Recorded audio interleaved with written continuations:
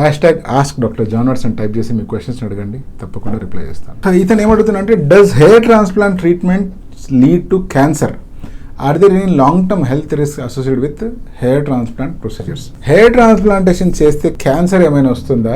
Long term లో వెళ్లే కొద్దీ ఏమైనా హెల్త్ రిస్క్స్ ఉండే అవకాశం ఉందా? అంటే హెయిర్ ట్రాన్స్ప్లాంటేషన్ ఒక మెటిక్యులస్ ప్రొసీజర్. ఈ సర్జరీకి దాదాపుగా 50 సంవత్సరాల హిస్టరీ ఉంది. అంటే అప్పటి నుంచి క్రమక్రమంగా ఎదుగుతూ ఇప్పుడున్న స్టేజ్కి వచ్చింది. ఎటువంటి రిస్క్స్ ఉన్నాయి, ఎటువంటి జాగ్రత్తలు తీసుకోవాలి అనేటువంటిది ఎంతో రీసెర్చ్ జరిగి దాని మీద ప్రాపర్ డాక్యుమెంటేషన్ ఉంది. ఇంత డాక్యుమెంటేషన్ రీసెర్చ్ చేసి నేను కనుగొన్న పాయింట్స్ ఏంటి అంటే, నెంబర్ 1, హెయిర్ ట్రాన్స్ప్లాంటేషన్ మీరే కనుక చేయించుకోవాలి, అది సేఫ్గా ఉండాలి, మీ రిజల్ట్స్ న్యాచురల్గా ఉండాలి అంటే ఒక ఎక్స్పీరియన్స్డ్ టీమ్ కలిగిన సర్జన్ని అప్రోచ్ అవ్వాలి, ఒక లైసెన్స్డ్ హాస్పిటల్ అయి ఉండాలి. హెయిర్ ట్రాన్స్ప్లాంటేషన్ వల్ల క్యాన్సర్ ఏమైనా వస్తుందా అంటే, హెయిర్ ట్రాన్స్ప్లాంటేషన్ వల్ల ఎటువంటి క్యాన్సర్ భయము లేదు, లాంగ్ టర్మ్లో కూడా క్యాన్సర్ ఏమీ రాదు. కానీ ఆర్టిఫిషియల్ హెయిర్ ట్రాన్స్ప్లాంటేషన్ ఏదైతే చేయడం జరిగిందో, అంటే పాస్ట్లో జరిగేది అది, ఎవరికైతే డోనర్ ఏరియా సరిగ్గా ఉండదో, ఎవరికైతే డోనర్ ఏరియా నుంచి హెయిర్ తీసుకోవడానికి ఇంకేం మిగలలేదో అటువంటి వాళ్ళకి సింథటిక్ హెయిర్ అనేటువంటివి ఇంప్లాంట్ చేయడం జరిగింది. సో ఒక పీరియడ్ వరకు అది చాలా నడిచింది. ఆ సింథటిక్ హెయిర్ ఏవైతే ఇంప్లాంట్ చేస్తారో అటువంటి సింథటిక్ హెయిర్తో ఇంప్లాంట్ చేసిన వాళ్ళకి చాలా కొద్ది మందికి క్యాన్సర్ థ్రెట్ ఉంది అని తెలిసింది. సో అప్పటి నుంచి దాని మీద బ్యాన్ ఏర్పడింది. ఆర్టిఫిషియల్ హెయిర్ ట్రాన్స్ప్లాంట్ లేదా ఆర్టిఫిషియల్ హెయిర్ ఏదైతే ఇంప్లాంట్ చేయడానికి వాడుతూ ఉండేవాళ్ళు దాన్ని ఇప్పుడు ఎవ్వరూ చేయట్లేదు.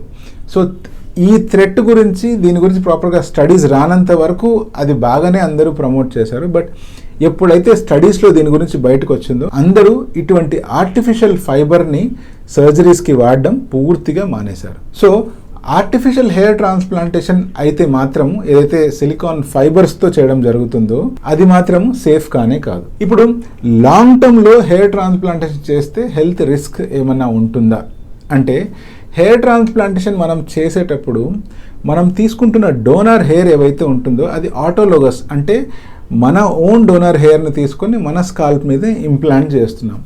అలా ఎప్పుడైతే చేస్తామో మన బాడీ దాన్ని రిజెక్ట్ చేయడం కానీ, మన బాడీ దానికి అగెయిన్స్ట్గా ఫైట్ చేయడం కానీ ఎటువంటిది జరగదు.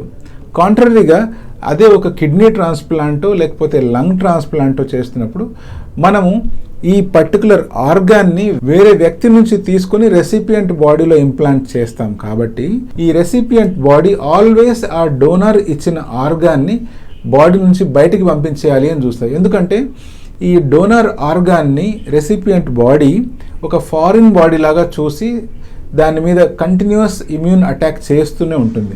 లాంగ్ టర్మ్గా ఇమ్యూనిటీ రిలేటెడ్ ప్రాబ్లమ్స్ అనేటువంటివి అదర్ ఆర్గాన్ ట్రాన్స్ప్లాంట్లో ఉంటాయి. తప్పితే హెయిర్ ట్రాన్స్ప్లాంట్ చేసేటప్పుడు మనకు ఆటోలోగస్ ట్రాన్స్ప్లాంట్ కాబట్టి ఇటువంటి ఇష్యూస్ ఏమీ ఉండవు. అక్కడ గ్రో అయ్యే హెయిర్ కూడా అంతకుముందు స్కాల్ప్ వెనకాల భాగంలో కానీ లేకపోతే బాడీలో ఇతర పార్ట్స్ మీద ఎలాగైతే గ్రో అవుతూ ఉండేనో అలాగే స్కాల్ప్ మీద మనం ఇంప్లాంట్ చేసిన తర్వాత కూడా నార్మల్గా గ్రో అవుతాయి. లాంగ్ టర్మ్లో ఎటువంటి రిస్క్స్ కానీ ఎటువంటి హెల్త్ ఇష్యూస్ కానీ ఉండవు.